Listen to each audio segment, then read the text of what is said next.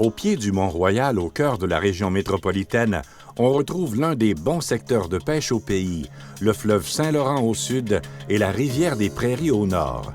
Ce n'est toutefois là qu'une partie des plans d'eau accessibles dans la région. Vers la mi-mai, un poisson fascinant fait son apparition dans la région de Montréal. C'est l'alose savoureuse. Elle se reproduit en eau douce et retourne à la mer après le frais. C'est un poisson migrateur qui parcourt de très grandes distances. On la retrouve en eau douce uniquement durant la montaison printanière du frais. L'alose du Québec remonte le Saint-Laurent en mai pour aller frayer dans les rivières de la région métropolitaine. C'est dans les eaux vives situées en aval des centrales de la rivière des Prairies et carillons de la rivière des Outaouais qu'on retrouve les plus grandes concentrations d'alose en raison de ces obstacles artificiels. Pour votre sécurité, vérifiez les règlements en vigueur au pied des centrales d'Hydro-Québec et soyez toujours attentifs aux différentes alarmes qui indiquent l'ouverture des différentes portes et évacuateurs de crues. C'est dans les eaux plus ou moins rapides situées en aval de la centrale de la rivière des Prairies qu'on attaque avec le maître alosier Serge Pitre une concentration d'alose gros format.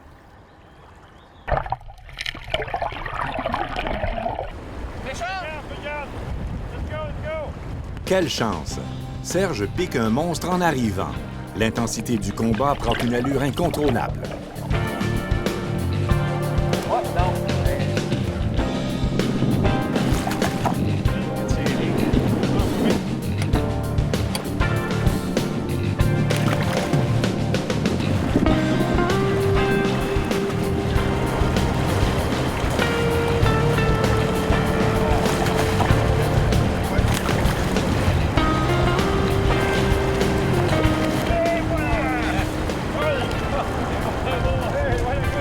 Pour connaître du succès rapidement, l'emplacement de l'embarcation est primordial.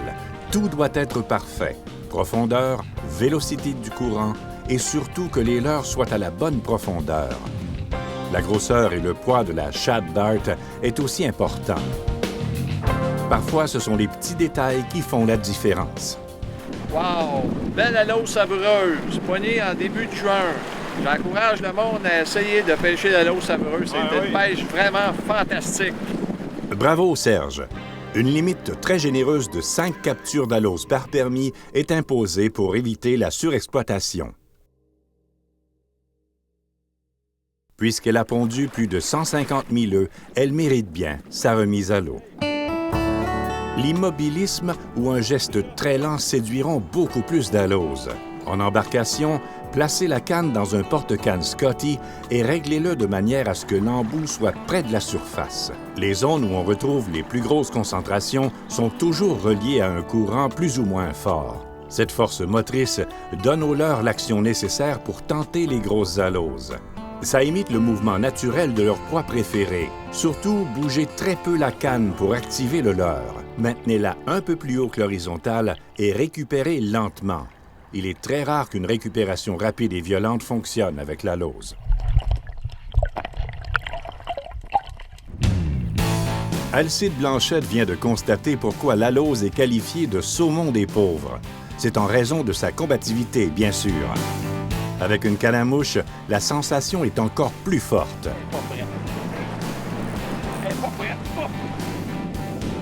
Chaque année, plusieurs moucheurs font de très belles captures avec cette méthode. Un petit peu.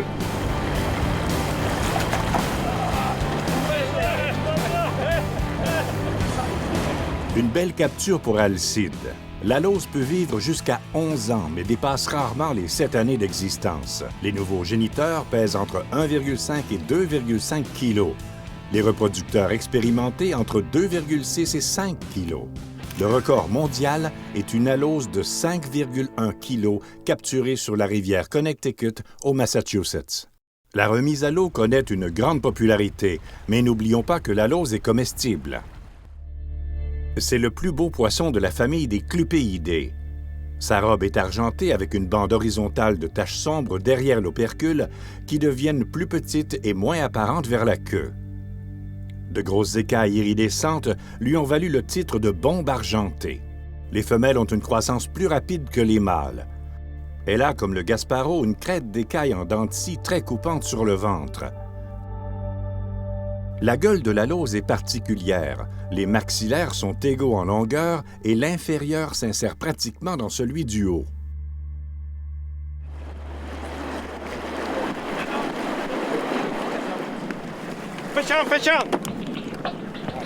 Une fois le leurre à la bonne distance, c'est une attaque foudroyante. La lauze a happé l'offrande près du fond.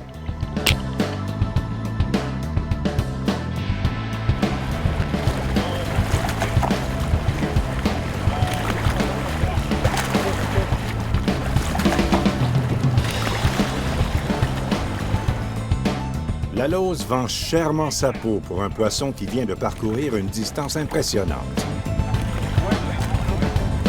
C'est l'illusion d'une pêche au saumon atlantique. Même combat, même endurance, mais pas la même grosseur.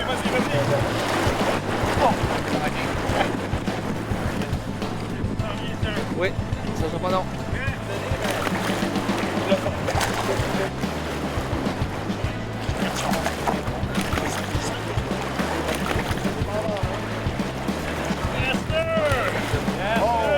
Pour cette impressionnante capture, on a utilisé une technique spéciale avec des drop weights pour être plus près du fond.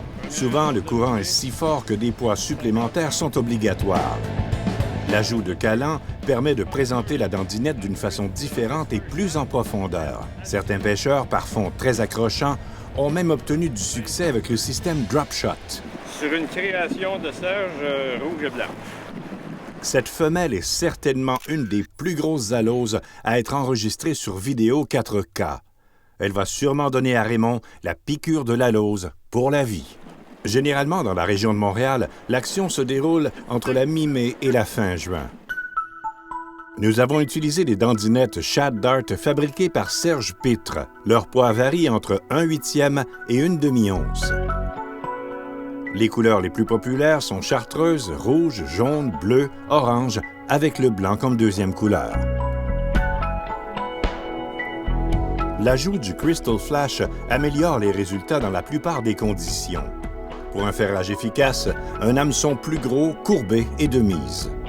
Le choix des couleurs et des grosseurs dépendra de la turbidité de l'eau, de la force du courant et de la luminosité ambiante. L'équipement idéal pour la lauze est un moulinet à lancer léger rempli de monofilaments au fluorocarbon de 3,6 à 5,4 kg. La canne d'une action lente à moyenne avec une longueur variant de 2,2 à 3,4 mètres en fibre de carbone est idéale pour absorber les explosions de cette torpille argentée. Les cannes à steelhead donnent aussi de bons résultats. À peine en place et déjà un doublé. Wow! Cette fois-ci, nos pêcheurs en ont vraiment plein les bras. Les connaissances des conditions locales et des meilleures techniques de Serge et Alcide sont d'une grande valeur et ont permis ce beau doublé.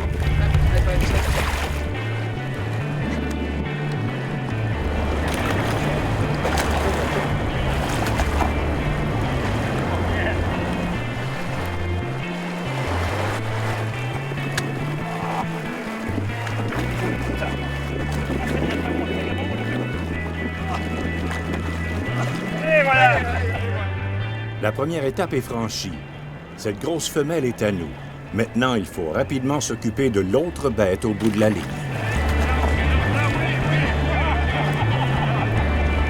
L'activation des leurres par de très petits gestes saccadés pour obtenir une action très subtile a provoqué ce doublé. D'ailleurs, on a réussi 3 doublés par cette matinée magique. La majeure partie du frais survient lorsque la température de l'eau atteint près de 18 degrés Celsius. C'est aussi la zone de confort préférée de la lauze. Après une quinzaine d'aloses monstres, c'est le temps de rentrer à la maison pour reposer nos bras meurtris. Certains pêcheurs préfèrent pêcher avec des bottes pantalons à partir de la berge, car ils se sentent plus près du poisson. Le leurre lancé vers l'amont est suivi avec le bout de la canne alors qu'il plonge et se fait emporter par le courant. La ligne tendue permet un ferrage instantané. Serge préfère bien se mesurer à un adversaire coriace dans son milieu naturel, même en eau froide, à condition d'utiliser des bottillons antidérapants, car les fonds ici peuvent être glissants. Fichard! Allô? On comprend pourquoi Serge préfère prendre ses vacances dans le temps de la Lauze. C'est un sacrifice difficile, nous en sommes certains.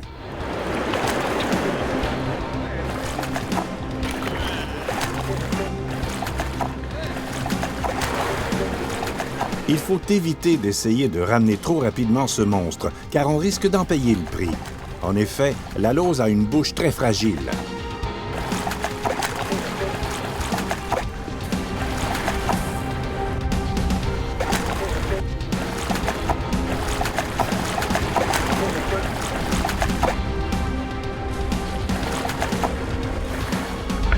Quelle capture intéressante, même pour le maître à lausier Serge Pitre, un important membre de l'équipe Rapala. Il maîtrise l'art de la pêche à la Lauze, comme les grands seigneurs de la pêche à la Steelhead qu'on rencontre sur la côte ouest et les rivières des Grands Lacs. Une prise très gratifiante avec un leurre de sa création. Quelle satisfaction! La Lauze a ramassé l'offrande entre la surface et le fond. Il faut toujours faire attention en manipulant la Lauze, car le dessous du ventre est très coupant. On recommande aux débutants de porter des gants de pêche. Comme tout poisson de mer, la Lauze a le sens de l'odorat et du goût très développé, donc l'utilisation de potions odoriférantes peut faire une grande différence. Le gel suprême éperlant et le Dr. Juice saveur truite saumon ont leur place ici. À cette pêche, l'hameçon doit toujours être piquant. On recommande de s'en assurer ou d'affiler après chaque capture. En observant la secte des alausiers et en constatant que la compétition est féroce, Raymond a décidé de tenter sa chance lui aussi. Lorsque ferré à l'aide d'un équipement léger, la Lauze livre une bataille spectaculaire et effectue des courses puissantes comme le ferait un saumon. Attention, il ne faut pas mettre trop de pression lors du combat.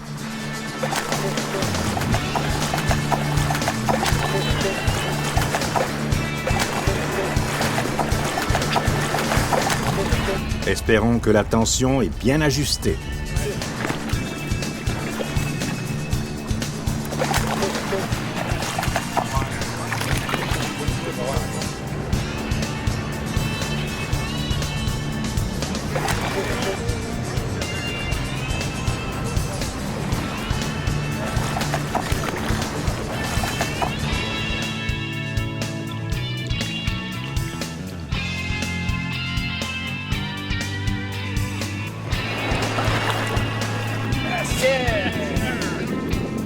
Les bras meurtris de Raymond démontrent que la Lauze se défend pas mal, même pour un poisson qui vient de remonter le fleuve sur toute sa longueur.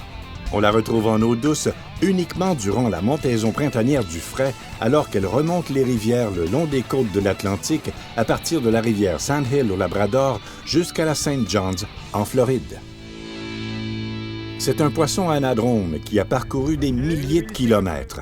Alors il mérite une deuxième chance de revenir nous visiter. Donc, en attendant de pêcher le vrai saumon, pourquoi ne pas taquiner son substitut à l'ombre des barrages près de la ville? Ce type de pêche est accessible à tous, à peu de frais, à condition d'être là, au bon moment.